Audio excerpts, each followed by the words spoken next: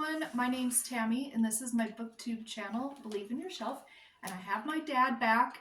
However, he said this is his last hurrah. He's done. So if you have anything to say to him, leave him a comment because he said he's not going to come back for 12 years. In 12 years, I'll be 90, so we'll do it on my birthday. So look forward to that and mark your calendars for 12 years. So today, what we've decided to do, my dad loves to read travel books. He really loves that kind of a book. Yeah. And so we decided to each pick 4 books that we both really liked. And what's funny is with our books, I think I've read 3 of yours, Yeah, and I think so. you've read 2 or 3 of mine. So we've really passed our books around. But we're each going to talk about 4 books. And do you want to start first or me? Sure, I'll start. Okay. Thanks for being here to watch Tammy's video. And hopefully my voice will stay okay so you can understand me. The first book I want to talk to you about is Walking the Amazon by Ed Stafford. And this book actually was Tammy's, and when she got done reading it, she gave it to me to read, and it's really a good book. He decides to be the first man to walk the complete Amazon. And if you probably don't know, I didn't know, and I didn't remember until I saw the front of the book. He did this in 860 days, and he walked 4,000 miles. He walked all the way, and if he had injuries or anything, they would take him in a boat and get him fixed up, but they'd bring him back in exactly the spot that he was in. I had forgotten that. That's right. Yeah, because he wanted to make sure it was every step. True. He went those 4,000 miles step by step, and he had a friend that he brought with him from England, and they were going to do it together. Mm-hmm. And I forgot that too. After 90 days, the friend said, "Hey, I'm out of here. Mm-hmm. This is not my thing. It's too dangerous." It was really dangerous. It's scary, and yeah. So he left, and Ed went on by himself for a while, and he met a man. His name is Chu, C-H-O, and he sits with him and his brother, and they talk at the camp. And Chu says, "I'll walk with you 5 days." And Ed said, "Sure." He says, "You got to remember that's 5 days out and 5 days home." He said, "Okay, that's 10 days." And Chu ended up not going home until they reached the ocean in Brazil at the end of the Amazon. And it says here, he outwitted dangerous animals, the machete-wielding indigenous, how do you say that? Indigenous? Yeah, that word. People. He negotiated injuries, weather, and his own fears and doubts. What a good book. And, yeah, that was really good. And there's a lot of pictures in there too, mm-hmm. Photographs that they made. So hopefully somebody out there in BookTube land would like to read this. Yeah, if you like this kind of book, this is so good. I'm glad you picked that one because that really was a good book. Good. Okay, so the book I have first is called Secrets. Okay, hang on. I got stuff going on here. Secrets of the Savannah by Mark and Delia Owens, and she's the author of, what's that book? Where the Crawdads Sing. That's the copy that I have, and I have this copy because my dad gave it to me. Because can we hold that? Sure, he went to Barnes and Noble and he picked up this. This is cool, but look how big it is. It is the biggest book I've ever seen. But it's got all 3 books. It's got Cry of the Kalahari, The Eye of the Elephant, and Secrets of the Savannah. And there's pictures with each book in here, and there's also pictures in this. And this is a story of a couple that went down to, was it Zambia in Africa, and they were going down to study the lions, and that was their purpose of going down there. But when they went down there, they found so many poachers killing all the elephants, and they were even making the local people do their work for them. And they came in and helped the local people with jobs, and then they were able to stop killing the elephants. But these elephants came right up to him, and the lions came right up to him. Yeah. In fact, it says that they had lions sleeping at their feet. And let me show you a couple of pictures. I just thought this was really neat. I don't know if you'll be able to see it, but there's an elephant walking right through their camp. And this was a really good book. I learned a lot. Oh, they ran into, hippos and wildebeests and monkeys and all sorts of animals while they were out there. But you read this too. Well, obviously you read that because... What year did I read it? 2019, yep. According to mine. And then you read the other one in 2019 and the other one in 2020 also. Yeah. So that's my first book. This was a really nice book. They were really good people, and I know she's gone on to continue writing, but not nonfiction. Yeah. The interesting thing about that book, like Tammy said, at night and in the early morning, the elephants would actually come right into their camp. And if I remember right, they had made kind of a shed for them to sleep in. And next to the shed, they made a wooden room where they could shower, but they had no roof. And oh yeah. and she would be in there showering, and all of a sudden, I can't remember the elephant's name, but the elephant would come right on up and put its eye down to look at her. Yeah. And drop his nose down in there.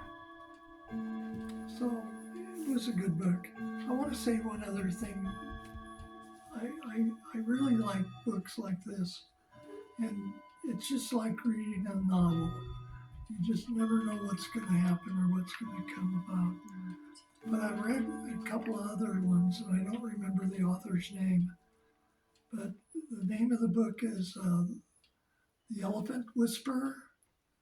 And after that, after he passed away, his wife, who was with him on the animal preserve, she wrote another book called An Elephant in My Kitchen. Mm-hmm. A little baby elephant walking right through her kitchen. But one thing that I learned in that book by her husband was he was able to basically talk to those elephants. They came from another part of Africa because they were being treated badly and being slaughtered. The elephants and the rhinos, the people would get a hold of those animals and kill them and cut off their tusks. So they were very scared. Just imagine, some of you have dogs as pets and cats as pets. And if they're treated badly, they don't trust humans. It took him a long time to have the elephants trust him. And when an elephant in the elephant herd dies, say right here in this living room, The other elephants for 2, 3, 4 weeks will come right back every morning and circle that dead elephant. It didn't matter if it was an older member or a baby, and just sit there and I guess mourn and they're very family oriented animals. And to show how close this author got to these elephants, he went on an airplane trip on business to help the preserve. And on his trip, he died. And I don't know how the elephants found out that he died. They must have just felt it or was able to read minds of his wife. But for a couple of weeks, they would come right up 1 foot away from their garden in a line and just stay there for like 30, 40 minutes, showing him I respect. remember that, yeah. I know I read An Elephant in My Kitchen, and I'm sure I must have read the other one too, because I remember that. We were on a big elephant book kick for a while. So, okay, is it your turn? It's your turn. My turn. Okay. The next book I have is probably one that most of you will like to read. It's My Family and Other Animals. I've seen that go around YouTube a little bit. By Gerald, Durrell. And I'm just going to read what it says on the back here, and then I'll talk a little bit about it. When the Durrell family can no longer endure the damp, gray English climate, they do what any sensible family would do: sell their house and relocate to the Greek island of Corfu. I don't know how many of us here in America or in other countries would actually, just because of the weather, sell our house and move to the Greek islands. And I'm up for it. Yeah. And this guy, you probably have heard his name. In the book, he goes by Jerry because he's 10 years old. But Gerald Durrell is a famous naturalist. I'm having a hard time pronouncing words today. But just imagine being 10 years old and you're off to an island in the Greek islands. It's not a very big island, but he has a ball. And he brings snakes back that have been sunburned. And what does he do with them? He puts them in the bathtub. And what does his brothers and sisters say? Yike! And he gets little boxes that he can put scorpions in. And he's got 2 of the funnest magpies that just are going crazy all the time. And his brothers and sisters just put up with him. His mom is right behind him. And just a really, really good book. And I know you all like to read, but if you want to watch it, it's on PBS Masterpiece under the Durrells in Corfu. Hope you enjoy it. So this is all told from a 10-year-old's perspective. He's a narrator. I have not read this. Can I borrow it? Yeah. I know I already have one book borrowed. Yeah, but you can borrow it. Okay, I'm just going to hand this one over here to Monty. You grab it. Thank you. Yeah, I'd like to read that. You've talked a lot about it. Okay, my next book is called One Man's Wilderness, An Alaskan Odyssey. This is written by Sam Keith, but it's the story of Richard Proennicke. And my dad and I both a copy of this a while back. Twinsies. And we do that a lot. I'll buy a book for my dad and we'll both read it, or I'll buy one for my mom. But look at some of these pictures just before I start telling you. He decided to move up to Alaska. All he took was hand tools, and he built a cabin, and then he built his furniture, and he caught all of his food and grew his food. And this is his whole story. And I think you and I looked it up after and even found more pictures on the internet. There's a lot of them with his cabin.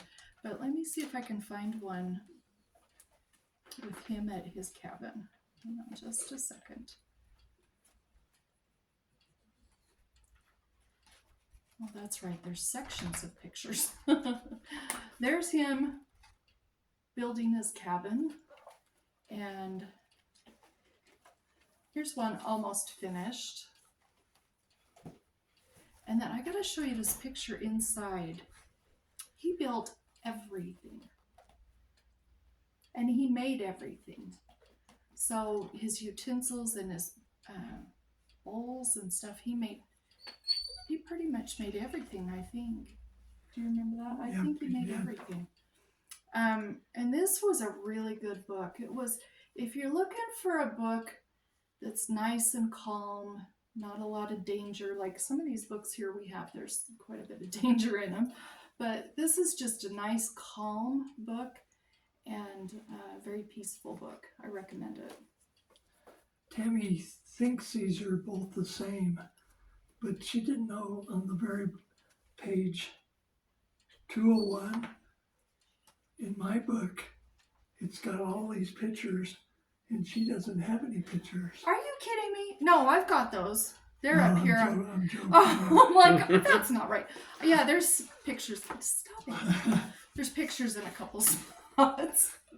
You're obnoxious. I am. That's why she's not. She thinks that I said I didn't want to come back, but she won't let me come back. So if you want me to come back, I did not say that. Say something in the comments. In other words, he wants to do another video, but he wants to do one if you want him to do one. Don't get me in trouble. Okay, the third book, we have 4 books each. This one here does have some danger, and it's not a really calm book. It's called Facing the Congo. Another great book. And Tammy read this after me. And he's an American, but he lives in Russia, has a girlfriend, Russian girlfriend, and he's written another book, Walking Across Russia, which I haven't never read, haven't ever looked to see if it's available to us. Maybe it is. But he gets the idea that he's going to follow this explorer from a couple of centuries ago that went the complete loop of the Congo, which is like 5,000 miles or something. And he prepares and gets supplies together. Some supplies, not a lot. He buys most of them there in the Congo. And he flies over. He hasn't really thought it through. He decides he's going to go from the capital of Congo up the Congo River 1,001 miles to the next biggest town. And that's where the Congo, you can't go any further in a bigger ship or a bigger boat. And he doesn't want to go up the Congo. He wants to go up the Congo in a barge. That's how they travel the Congo. And all these people get on the barge, and I don't know how they pay for it, but he wants to experience the Congo on the barge and see what's going on. Like a native. Yeah, sort of, yeah, a trial run. And so he gets clear up to the top, and he's been told, you're nuts doing this, it's too dangerous. The water is dangerous. The natives along the way some of them are cannibals, and some of them are not very good people. And you definitely need to have a bigger boat, and you need to have a guard, somebody to go with you to protect you. So he gets to this big town. They buy this maybe about a double-sized canoe. He hires this army man that's going to protect him. So here they are now going down 1,001 miles, and they have to stop at night to sleep. And sometimes they're afraid of certain people, and it's dangerous all the way, even down almost to the capital. But it was such a good book, and there are pictures throughout it too. And Is this the one where the guy had trouble with those little fish that bite really Yeah, I hard? think so. I can't remember. Piranhas, yeah. Yeah. I think they were in there, yeah. Yep. That was a good book too. So have fun. Yeah. Okay, my next book I did talk about recently, but I had to talk about it again. This is called The Sunflower by Richard Paul Evans. And the author was on a humanitarian mission down in the Amazon jungle of Peru, and he took his teenage daughter with him. He wanted to kind of let her see the other side of life versus what they lived at home. And she came away feeling very humbled and saying that charity and love is what life is about. And so he was inspired to write this book, which was a true story of a couple down there. She had gotten, her fiance broke up with her, and she and her friend went down there to do a quick little fast sort of mission, just a short mission. And she met the main guy, and he was trying to help this little orphanage along that was having a really hard time. And they donated time and money, and they really got this orphanage running well and the kids taken care of. And they ended up adopting the little girl that was at the orphanage, because this is mostly, I think it was all boys except for her, but they took her in because they fell in love with her so much, and I think they're still down there. But anyway, if you go to Richard Paul Evans's website, you can also see lots and lots of pictures, because there's no pictures in here, but there's a lot of pictures of the orphanage and them working and the things that they did. And I really like this book. You haven't read this. I read it a long time ago. Oh, okay. I don't have my initial in it. Okay. That's because it's your book. Yeah, probably. Okay. Are we on our last book? My last book, and I'm gonna cheat, and I'm gonna mention one other name of a book. It's by the same author that I'm going to talk to you about. But the first book that I read by William Least Half Moon. Heat Moon. Yeah. Heat Moon was called The Blue Highways.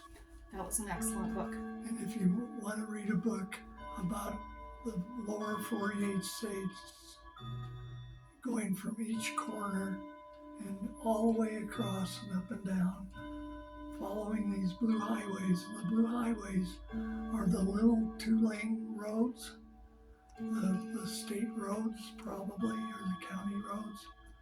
Not any freeways or multi-lane roads or anything like that. Sorry about the clock. Maybe we should let it do its thing here for a minute. I'll just talk louder. No, hang on. We're halfway there. Oh, okay.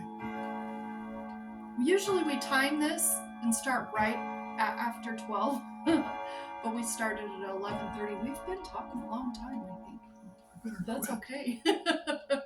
Okay. Anyway, if you want to see America through people's eyes in small counties and small towns,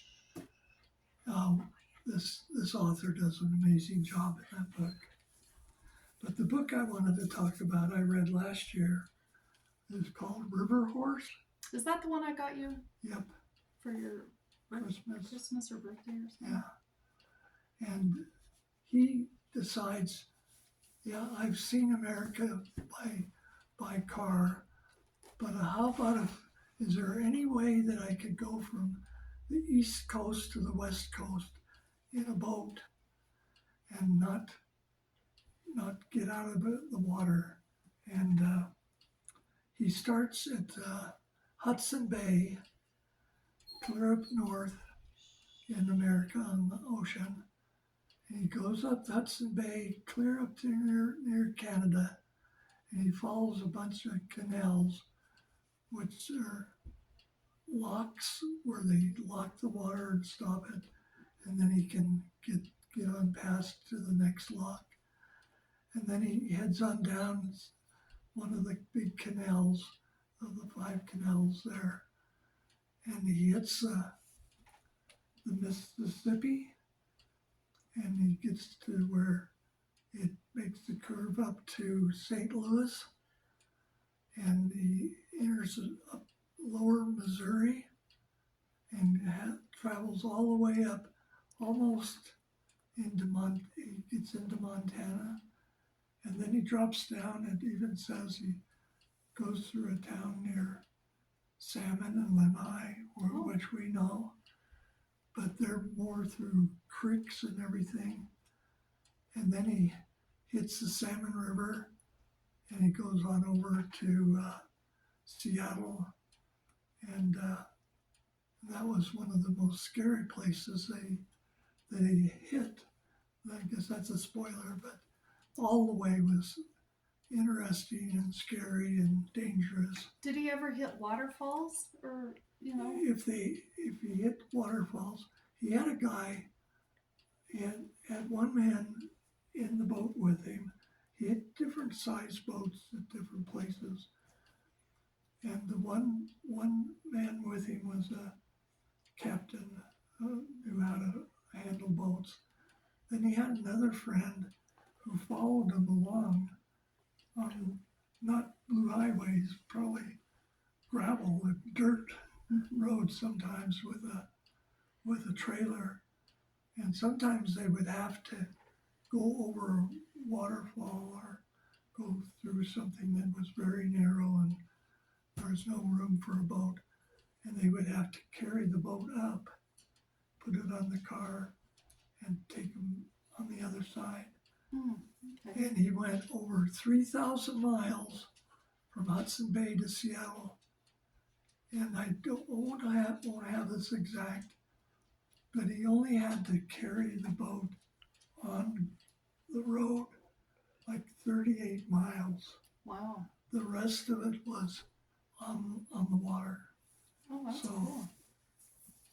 And what's the other one that he wrote? Because I've only read the Blue Highways one. The other one is called Prairie Earth, ERTY, Prairie, and he's half Indian, but he writes really good books. Mm-hmm. Prairie Earth is about the county where he lived and where he was born and grew up, and all the little pieces of that county. And that book is bigger than this, all on one little county I think in Iowa. I think that was the book that I picked up and you gave him for Christmas or something. Oh, did I give him that too? I don't remember. I don't know. We buy a lot of books for each other. And that's all. Just remember, 12 years from now, 2016, I will be coming back. Unless you guys want him back, and then he will. He knows it. Okay, my last book is called Lion, A Long Way Home by Saroo Brierley. And now this is one, I also bought me a copy, and then I bought my dad a copy, and we read this aloud while we were on the phone at a time where my mom couldn't see anything, and then she was able to just hear the story, and we all got the story. And this is a true story also. I think all of our books are true stories, aren't they? Yeah. I mean, they must be. Yeah. True story of this little boy. When he was 5, he got lost in India on a train. He didn't know his family name. He didn't know his town. He didn't know anything. And he eventually went into an orphanage or a couple of orphanages. And then he was adopted by a really nice Australian couple. and they raised him. They also adopted another boy, and they raised the 2 boys, and he loves his family very much.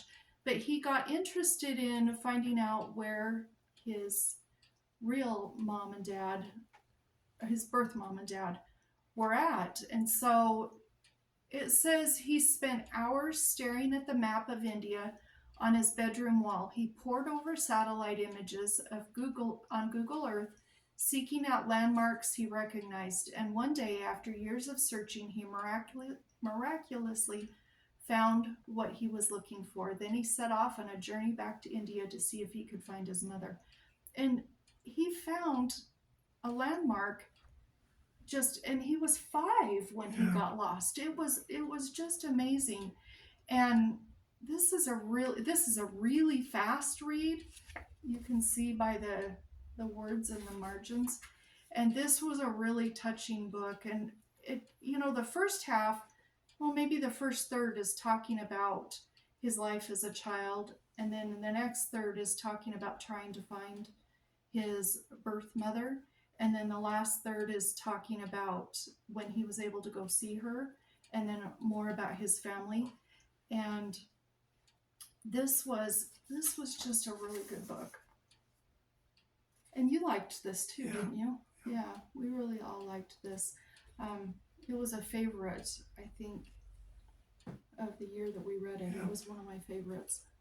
I can't remember what year it was. I didn't write in mine. Anyway, so that's our 4 travel books. In case you never can get to any of these places, we know we can't.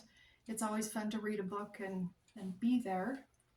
Like I said in the last video, we all have dreams, and through books, we're able to take those dreams and make them into reality without all the danger. Yeah. Yeah. Anyway, well, I hope you enjoyed our video. I hope you had fun seeing my dad again. And I don't think he's going to come back, but he might. You never know. So we'll talk to you later. Bye-bye.